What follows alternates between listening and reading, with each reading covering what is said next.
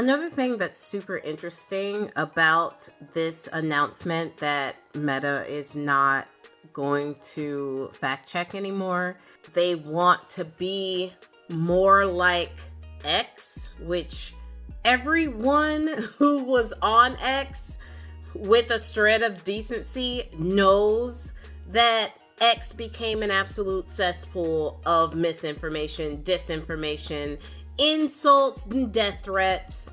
Like, it just became very, very bad for people, mental health. It wasn't a good model to follow. And Zuckerberg is looking at that like, yeah, that's what I want for my platform. I want it too to become a cesspool of misinformation and disinformation where everyone can have free speech and free thought. Zuckerberg said he wants to return to the platform's roots and restore free expression by changing the moderation. Here he is discussing that. So we're going to get back to our roots and focus on reducing mistakes, simplifying our policies, and restoring free expression on our platforms. More specifically, here's what we're going to do. First, we're going to get rid of fact checkers and replace them with community notes similar to X, starting in the US. The tech mogul also said that Meta's platforms were going to get rid of restrictions on topics like immigration and gender identity. Meta has been using automatic scanners to detect policy violations, but it is now stopping that practice. Meta will also allow users to personalize their approach to political content.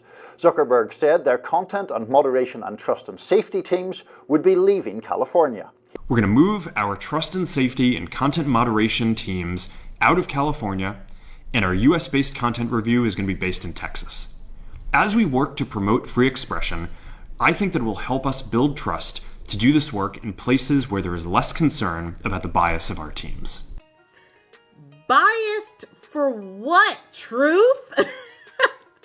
Like, I understand a difference of perspectives, right? Like, if you want to come from a conservative view and I have a liberal view of something and we're heading in the right direction and we're like, listen, we have a goal of this and I want to do it this way and you want to do it this way, that's a debate that I'm in for.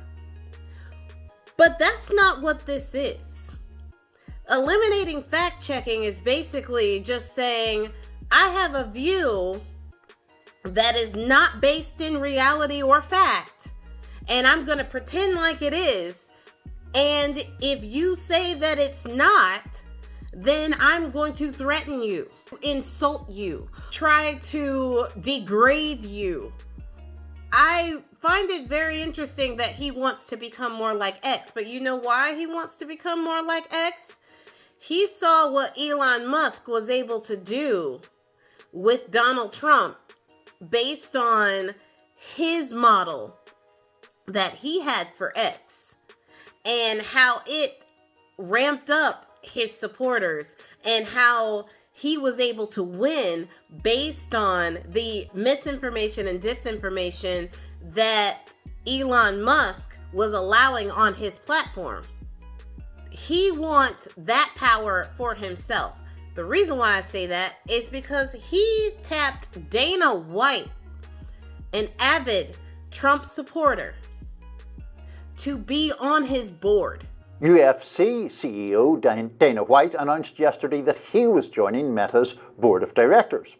I love social media, White wrote, and I'm excited to be a small part of the future of AI and emerging technologies. It's interesting to note a certain timeline involving Trump, White, and Zuckerberg. Take a look. In November, Zuckerberg dined with Trump at Mar-a-Lago, and in December, the Meta CEO donated $1 million to Trump's inauguration fund. January, he tapped Dana White for a Meta board spot and is now ending this fact-checking program. That guy is going to be on his board. So don't think that the two don't go together a little bit here. Mark Zuckerberg wants to have as much influence, or at least start to get as much influence as Elon Musk. Because Mark Zuckerberg is also a billionaire, right? So he can also help with bankrolling Trump's whatever it is that he wants to do. He got the money to do it. So he wants that influence as well. That's the real reason why he's doing this. And it's not about free thought and expression. It's not about protecting the people, because it's never about the people. It's never about me and you. Which is something that I really, really wish that us as the masses would understand. Us as the 99%. That's what I wish we would understand. It is never about us. It is never to help us. It is always about them. And they can just tell you anything that they want to get you to vote against yourself and in favor of them, to put more money into their already overstocked pockets, while you search your pockets for meager change just to get by.